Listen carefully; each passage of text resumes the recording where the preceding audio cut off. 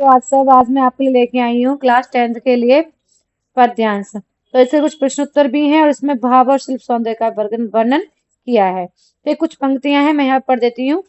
धन्य तुम मावी तुम्हारी धन्य, चिर प्रवासी मैं इतर में अन्य, इस अतिथि से प्रिय तुम्हारे क्या रहा संपर्क, उंगलियां माँ की कराती रही मधु पर, देखते तुम इधर कनकी मार, और होती अब जबकि आंखें चार, तब तुम्हारी तंद्रित मुस्कान मुझे लगती वही ही छवि बड़ी ही छविमान। तो इसके जो कवि हैं वो हमारे नागार्जुन है, और इसके जो कविता है वो हमारी क्या है, यह तंद्रित मुस्कान। तो पहले सबसे पहले हमें पता होना चाहिए कविताएं पंक्तियां किसकी हैं। तो मैंने यहाँ बता चुकी हूँ आपको कि नागार्जुन है। तो इन पंक्तियों में इसे स्पष्ट रूप में नहीं बताया कि जो नागार्जुन है वो अपने बेटे बच्चों के मतलब बच्चों के बारे में बातें करते हैं या किसी और बच्चे के बारे में। तो इसमें उन्होंने समझाया है इन पंक्तियों में, धन्य तुम माँ की तुम्हारी धन्य, कि तुम बहुत धन्य बच्चे हो, जो तुम्हें तुम्हारी जो माँ, जिस माँ को तुम मिले वो माँ को बहुत धन्य है। सेकंड है आपकी लाइन में है, चिर प्रवासी मैं इतर में अन्य। तो मतलब इसमें है कि चिर प्रवासी, कि मैं तो प्रवासी की तरह हूँ और मैं इधर उधर घूमता रहता हूँ। इतर माने अन्य या दूसरा कोई। इस अतिथि से प्रिय तुम्हारा क्या रहा संपर्क, कि जो मतलब इसे नागराजन अपने बारे में स्पष्ट रूप से नहीं बता रहे कि उनका बच्चा है या किसी और बच्चे के बारे में। वो कहते हैं कि इस अतिथि से तुम्हारा क्या संपर्क रहा, क्या रिश्ता रहा।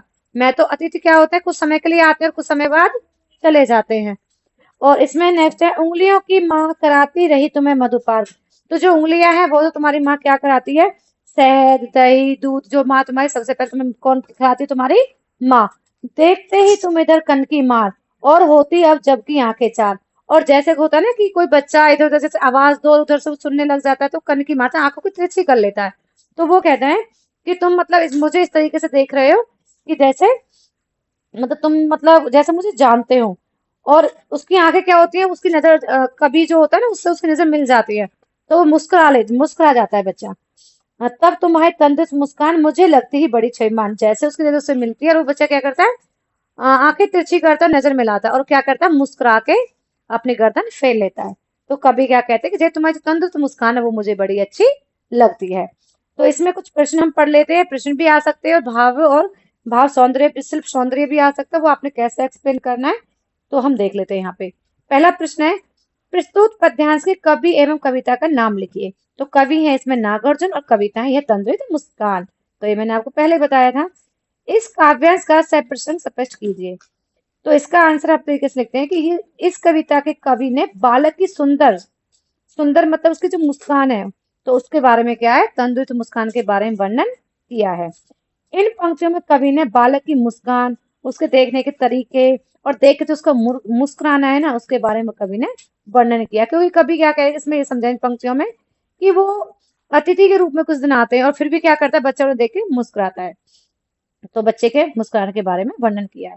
कवि ने किसे धन्य कहा है, कवि ने जो बालक है तथा उसकी माँ को धन्य कहा है, दोनों को धन्य कहा है, लेकिन सबसे ज्यादा उसकी माँ को धन्य कहा है कि जो माँ इसके लिए सब कुछ करती है। मधुपर्क का क्या होता है, मधुपर्क दही घी शहद जल और दूध का योग जो देवता और अतिथि के सामने रखा जाता है, तो मधुपर्क कहलाता है। इसे पंचामृत भी कहते हैं। बच्चे को मधुपर्क का पान कौन कराता है, बच्चे को मधुपर्क का पान की माँ कराती है। इतर का अर्थ का शब्द क्या है, वो सॉरी, इतर शब्द का क्या अर्थ है। तो इसका इतर का होता है दूसरा या अन्य। अगर इसमें आ जाता है आपका काव्यांश का भाव एवं शिल्प सौंदर्य स्पष्ट कीजिए। तो भाव में कुछ पंक्तियां तो आप लिख सकते हो जो मैंने आपको व्याख्या में बताई थी, और इसमें इस तरीके से भी आप लिख सकते हो कि इन पंक्तियों में कवि ने बालक की जो तंद्रित मुस्कान है उसके बारे में वर्णन किया है, उसकी माँ के बारे में वर्णन किया है कि माँ उसे कितना प्रेम करती है, किस तरीके से उसको देख रेख करती है, उसको पंचम दूध दही घी वो खिलाती है, उसका पान कराती है। तो उसकी आत्मीयता के सुंदर वर्णन किया है। कवि का कथन है कि बेशक वह एक प्रवासी है, मतलब चाहे वो अतिथि है, लेकिन क्या है कि वो बहुत बहुत बहुत सौभाग्यशाली है कि उसे ऐसे जो धन्य बालक जो उसके सामने मुस्कुरा रहा है और उसको कनकी मार कर मतलब क्या तिरछी नजर कर देख देख रहा है, तो कहीं ना कहीं कभी को ये बहुत अच्छा महसूस हो रहा है। तो इसमें कि उसे उस धन्य बालक की तंदुरुस्त मुस्कान देखने का सौभाग्य प्राप्त हुआ है। लेकिन इसमें पूरी कविता में ये स्पष्ट नहीं हुआ है कि वो अपने बच्चे के बारे में बात कर रहा है किसी और बच्चे का, लेकिन क्या है कि मुस्कान से जो कवि है उसका मन मोहित हो गया। मुझे तो बहुत ही एक अच्छा महसूस हो रहा है कि वो जैसे ही अपने बच्चे से बातें कर रहा हो। अब शिल्प सौंदर्य में कुछ हम पंक्तियां ले लेते हैं। शिल्प सौंदर्य आप क्या लिख सकते हो, जैसे इसमें लिख सकते हो आप कि तब इसका जो पहले ही है कि धन्य तुम माँ तुम्हारी धन्य, ठीक है। तो इसमें जब तब तुम्हारी, तो इसमें क्या है, तुम्हारा अनुप्रास अलंकार है। और इसमें है हमारा पद्यांश में वात्सल्य रस का परिपाक हुआ है। मतलब वात्सल्य मतलब बच्चे के बचपन की बातें, जो तंदुरुस्त से छोटे छोटे दांत निकल रहे हैं, उसकी मुस्कान है, उसकी प्यारी सी छवि है, उसके बारे में वर्णन हुआ है। पद्यांश में प्रसाद गुण का समावेश है। पद्यांश में अभिधा व व्यंजना शब्द शक्तियां हैं। पद्यांश में संबोधनात्मक वर्णनात्मक शैली का प्रयोग हुआ है। पद्यांश में इसकी जो भाषा है वह सरल और सहज है और साहित्यिक हिंदी भाषा है। तुकांत इसका मुक्तक छंद है। और इसमें आंखें चार होना, ये यहाँ पे पंक्ति में क्या है, आंखें चार होना हमारे क्या है, एक मुहावरे का सुंदर वर्णन किया गया है। तो इसका सार्थक प्रयोग है। तो आप भाव सौंदर्य भी आपने समझ आया होगा, शिल्प सौंदर्य भी आपको समझ, इस तरीके से आप लिख सकते हैं। तो आपके 5 नंबर आराम से मिल जाएंगे। तो बच्चों आज के लिए इतना ही। आप मेरे चैनल को लाइक शेयर एंड सब्सक्राइब करें। Thanks for watching.